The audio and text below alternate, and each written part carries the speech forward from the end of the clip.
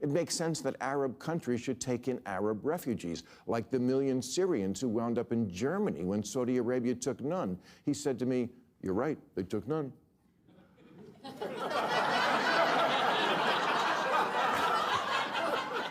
I said, "Well, you should remind your boyfriend in Saudi Arabia that the next time you see him."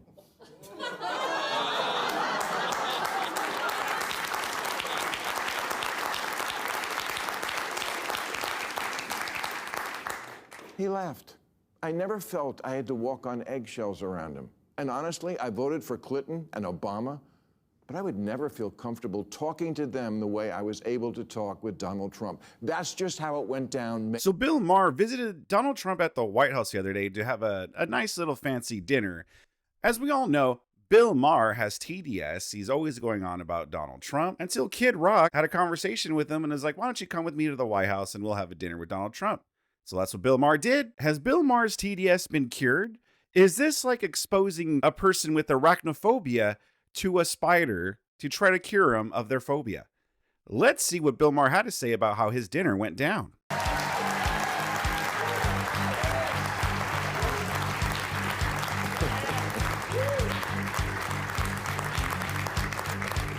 Okay, as you know, 12 days ago I had dinner with President Trump, a dinner that was set up by my friend Kid Rock, because we share a belief that there's got to be something better than hurling insults from 3,000 miles away.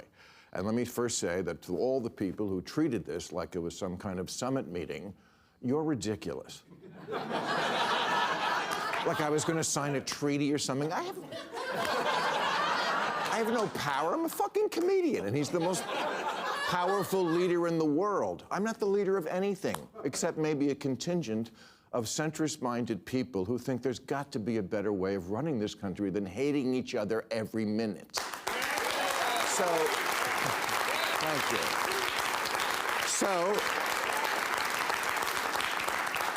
Okay, so meet up in person. Maybe it'll be different. Spoiler alert, it was. First good sign, before I left for the Capitol, I had my staff collect and print out this list of almost 60 different insulting epithets that the president has said about me. Things like stupid, dummy, lowlife dummy, sleazebag, sick, sad, stone cold crazy.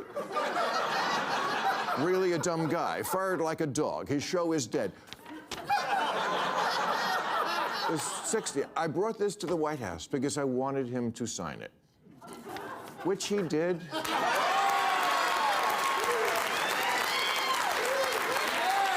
Am I the only one that thinks it's like a little odd, the whole like printing out insults that someone said about you and then having the person sign it? I mean, what's he going to do with that? He's going to hang it up on his wall? I don't know. Which he did with good humor. And I know as I say that, millions of liberal sphincters just tightened. Oh my God, Bill, are you going to say something nice about him? What I'm going to do is report exactly what happened. You decide what you think about it. And if that's not enough pure Trump hate for you, I don't give a fuck. Yeah.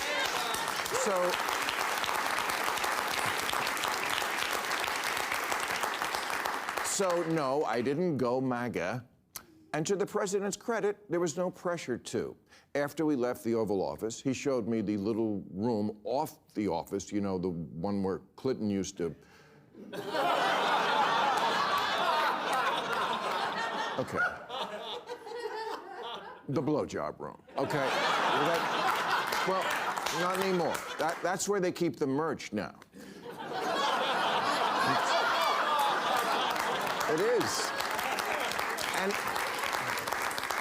And he gave me a bunch of hats, but he didn't ask me to take a picture in one, which I appreciated. The guy I met is not... I bet he appreciated. Imagine if the pictures would have emerged with Bill Maher wearing a MAGA hat. Ooh, that would not have been good for Bill Maher. All the liberal lefties would have gone absolutely insane and definitely gone after him. The person who the night before the dinner shit-tweeted a bunch of nasty crap about how he thought this dinner was a bad idea and what a deranged asshole I was. I read it and thought, oh, what a lovely way to welcome someone to your house.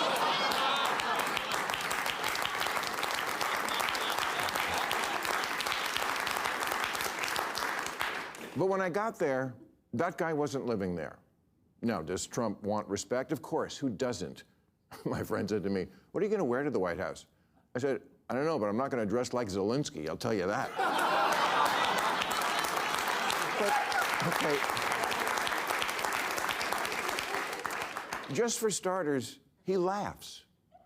I'd never seen him laugh in public, but he does, including at himself. And it's not fake. Believe me, as a comedian of 40 years, I know a fake laugh when I hear it. And I thank you for them.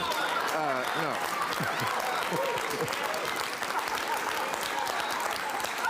But, okay, example. In the Oval Office, he was showing me the portraits of presidents, and he pointed to Reagan and said, in all seriousness, "You know the best thing about him?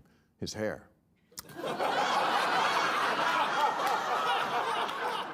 I said, "Well, there was also that whole bringing down communism thing, waiting for the button next to the Diet Coke button to get pushed and I go through the trap door."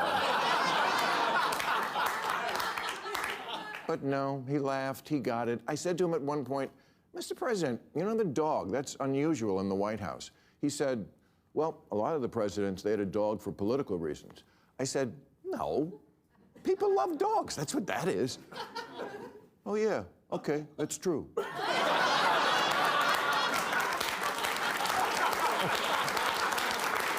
I'm telling you what happened. At one point, we were walking through his amazing, it is an amazing tour of the whole house. And I don't remember exactly what we were talking about, but it must have been something with the 2020 election, because I know he used the word lost. And I distinctly remember saying, "Wow, I never thought I'd hear you say that." He didn't get mad. He's much more self-aware than he lets on in public. Look, I get it. It doesn't matter who he is at a private dinner with a comedian. It matters who he is on the world stage. I'm just taking as a positive that this person exists, because everything I've ever not liked about him was, I swear to God, absent, at least on this night with this guy. Bob, Kid Rock, told me the night before, he said, "If you want to get a word in edgewise, you're going to have to cut him off. He'll just go on." Not at all. I've had so many conversations with prominent people who are much less connected, people who don't look you in the eye, people who don't really listen because they just want to get to their next thing, people whose response to things you say just doesn't track, like, what? None of that with him. And he mostly steered the conversation to, "What do you think about this?" I know, your mind is blown, so's mine.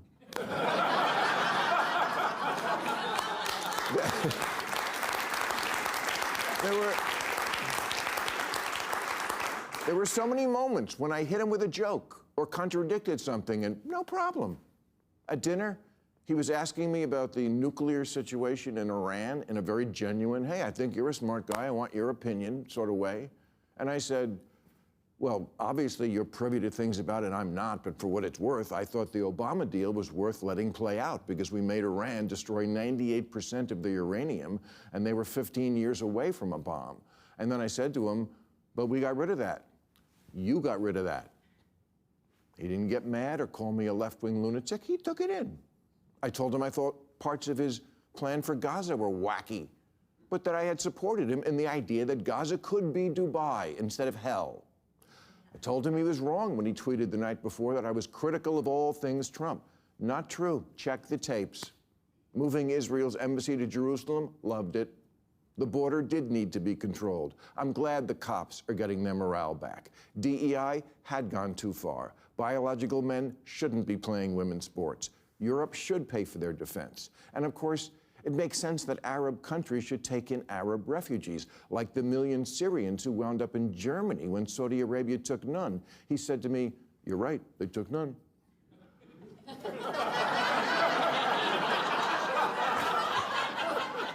I said, "Well, you should remind your boyfriend in Saudi Arabia that the next time you see him."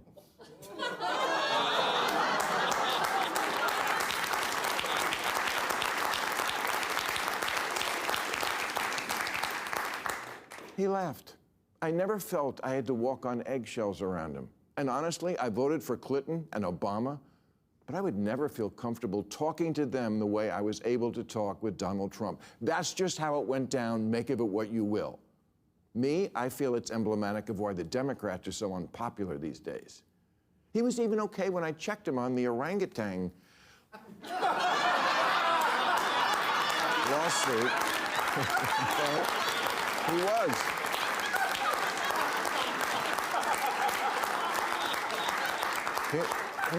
He said to Dana White, you know, Bill said my father was an orangutan, and I really love my father. And I said, well, Mr. President, I did that because I didn't like what you were doing regarding Obama's birth origins. I thought that was low. Again, no anger, just a little smile as if to say, yeah, I get it. The most surreal part of the whole night was when I got home. I flew back right after the dinner, and I'm in bed watching 60 Minutes from the night before. And there's Trump in one of their stories, standing at a podium in a room that looked to me like one of the rooms and places we'd just been in. And he's ranting, disgusting, you're a terrible person. And I'm like, who's that guy? What happened to Glinda the Good Witch?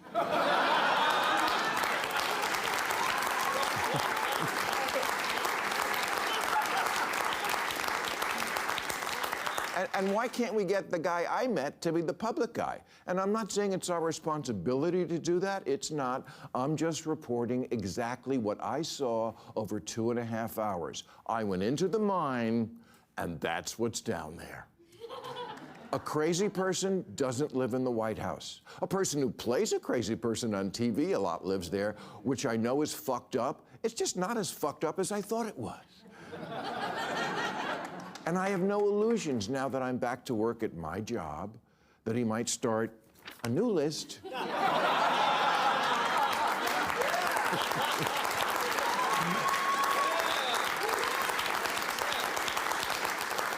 Because I don't have a good feeling and will be critical about a lot of what he's doing, the trade war and disappearing people, ruling by decree, threatening judges, gutting the government with glee. But I also think he now understands I have a job to do, or at least he did on this night, because he said to me early on that he'd seen our last episode, which was the Friday before this dinner. And he said, I thought maybe you'd be nice, but you hit me really hard. I did, because I'm not going to pull my punches that presidents get to propose a third term for themselves. He understood that, and without animus. That doesn't mean he's not going to try to do it. At one point, I said to him, you're scaring people. Do you really want to be scaring your own citizens so much? And I know now you're all saying, and what did he say to that? Honestly, I don't remember. He's probably like, oh, shut up, Bill. Stop being a little bitch, okay? No one is scared. Only pussies like you are scared. But it wasn't, okay, I'll stop. So MAGA fans, don't worry. Your boy gave me nothing. Just hats. Hats and a very generous amount of time and a willingness to listen and accept me as a possible friend, even though I'm not MAGA, which was the point of the dinner. My favorite part of the whole night was we were standing in the blowjob room. And I got to show him my skills. And we were. And he said, you know, I've heard from a lot of people who really like that we're having this dinner. Not all, but a lot. And I said, same. A lot of people told me they loved it, but not all. And we agreed. The people who don't even want us to talk, we don't like you. Don't talk, as opposed to what? Writing the same editorial for the millionth time and making 25-hour speeches into the wind? Really, that's what liberals have? He takes the piss out of everybody else and we can hold ours? Okay, that's my report. You can hate me for it, but I'm not a liar. Trump was gracious and measured, and why he isn't that in other settings, I don't know, and I can't answer, and it's not my place to answer. I'm just telling you what I saw, and I wasn't high. I wonder if we're going to be seeing Donald Trump on the Club Random podcast. That'll be interesting. Donald Trump on Club Random. In all seriousness, no, Bill Maher is saying a bunch of things that we already knew. Like he's acting like this is some kind of big discovery that, oh, what, Trump's not like a bad dude? Trump actually could take jokes? Trump could actually be friendly and talk to people? What? This is only shocking to people with TDS. The people that have been brainwashed into thinking that Donald Trump is the worst monster to have ever lived in the history of mankind. And that whole point of, President Trump, you're scaring people. Like, oh, boo-hoo.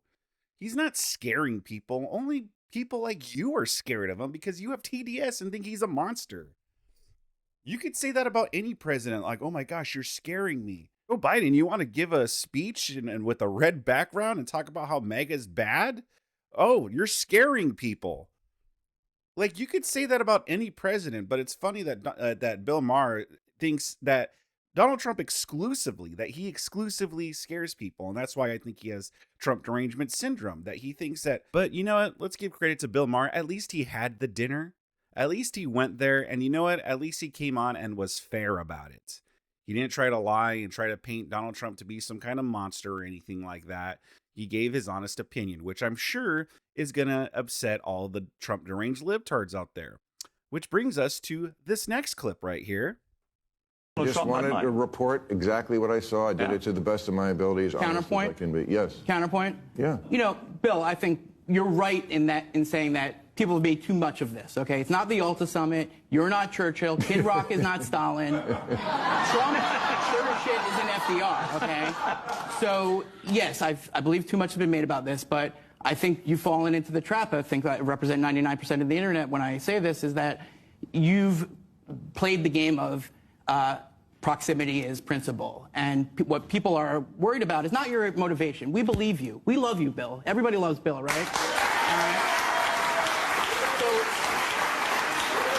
I'm not questioning your motivation. I'm questioning Trump's, okay? And if we can say that you went there in good faith, but maybe, just maybe, he wasn't there in good faith. I mean, you sold him on the Iran deal and he took it in. I mean, give me a break, okay? So the idea here is that your motivation is sound, but what's the impact? And I think a lot of people out there, fans of yours, people who love you, people who are fans of you, like me, I've been fans of you. You don't have to patronize me, dude. Okay. I don't know you. I never met you. I'm just saying that this comes from not a place everybody of has to love. like it. All I'm That's saying what we is- said. There are people who didn't want it to happen at all. You sound like one of them. It's No, okay. no. But did you hear what I said? Yeah. Like, what is the alternative to not talking? Just sit at your lunch table and don't talk to anybody? I talked to him. I've interviewed Trump. Here's an interview. That's not it. That's just not an interview. This was not an interview. I agree with the principle of engagement. I'm just saying, from his perspective, you have to understand that people out there know, all Americans know, that for him this was a PR stunt, and in his view, you were a prop in that PR stunt. Okay. Yeah, you see, I don't agree with that. Yeah. I don't agree That with that. doesn't mean it wasn't the right thing to do. It just But if you go on social media kind of for 5 minutes now, you Right. just have these The fact that tribal fury raging all day long. Everyone's got to be implacably there, implacably here. And actually, And the fact most that- Americans and most Brits, they're not like that. So there's this screaming going on between these tribes, and actually walking across that line, sitting down, having dinner, having a laugh, having a chat. And then the idea that Bill Maher is now going to stop criticizing Donald Trump I didn't do it with him is preposterous. I didn't do it before. I didn't do it in the monologue. I didn't do it with Steve Bannon. And the fact that you began your little rant with the internet, that tells me everything. Yeah. You take your cues from the internet. Good luck. No. If you listen, the internet is a cesspool that just wants to fight. And it's okay. I support what you're trying to do. I'm just saying the expectation that Donald Trump is going to be changed by such I a said in the piece I did not think Okay. that was going to happen. In that case, then go with I love the God and people on enjoy. either side who ignore the parts they don't like and then just... And I just did it. It wasn't like it was 3 weeks ago. I mean, watch it again. Maybe you'll find something new in it. Although, It's not a judgment. Although, It's a little bit Bill, of I don't know what the hell you said to him over dinner, but all hell broke loose within about 3 days of that dinner. He was doing... Were you giving him economic advice in there? No, or? I mean, he was doing the tariffs well before that. I mean, that is... So there you have it. You already have some libtards out there melting down and go, yeah, but this is just like in their mind, they can't perceive that Donald Trump might actually not be a monster because they've been so brainwashed. And listen, I give credit to Bill Maher for going and having the dinner with him, but he's part of the problem as well. Bill Maher has TDS is because he believed everything that they say about Donald Trump. And then he goes on his show and repeats these same talking points back. Piers Morgan, on the other hand, Piers Morgan, who is right there, on the other one, I believe is more grounded. And I think it's because he actually has talked to Donald Trump on a personal level. He has actually had conversations with Donald Trump. I think they're friends. I don't know how close, but they've actually conversed in a personal life setting. They have actually conversed personally. And so Piers Morgan doesn't just praise everything Trump does. We all know he doesn't. He has criticized Trump's actions, but he does it in a deranged way. Like, he does it in a fair way, where when he feels Donald Trump has done something positive, he compliments it. When he feels that Donald Trump has done something bad, he criticizes it. It's pretty simple. No one's going to accuse Piers Morgan of having TDS. Bill Maher, on the other hand, yes, he claims to be a centrist, but the way that he's gone on about Donald Trump in the past, it's in such a deranged way. Like it's just like he really believes that. It's like seeing the spider, like you have arachnophobia and you see the spider in the corner. And even though it's in the corner, it's not near them, they have this irrational fear, like, no, I think that I got to get out of this room because that spider, it's going to somehow get me. It's somehow going to attack me. You can't trust the spiders. You can't trust the spiders. It's going to get me. I got to get out of here. But you know what? At least Bill Maher had the balls to face his fear and actually face his TDS head on. And so, yes, I don't think we're going to expect Bill Maher to stop criticizing Donald Trump. But maybe he won't be so deranged about it, especially when Donald Trump gave Bill Maher that sweet release when Donald Trump said that he lost the 2020 election, and Bill Maher, like, I'm pretty sure he felt some kind of sweet release because that was his thing. Donald Trump never conceded the election, and that's why he's so terrible. So I'm pretty sure hearing that was like therapeutic for Bill Maher. He was like, oh, dang, like he finally could release that and be free of this TDS that's been overcoming him. At least that's what we're hoping happened. In terms of that Wiener guy that was already pissed off at Bill Maher, I mean, he wasn't pissed off at Bill Maher, but he wasn't so happy that Bill Maher came on and actually complimented Trump. Go touch grass. Go get a life. Get out of your echo chamber, okay? You could be against someone politically, or maybe even disagree with someone politically, and not be so deranged about it. Doesn't make that person a monster. But what do you guys think about this? Give this video a like if you liked it. And if you really liked it, please consider subscribing to my channel. I got much more content like this. I got political stuff. I got debate stuff. I got a whole bunch of stuff.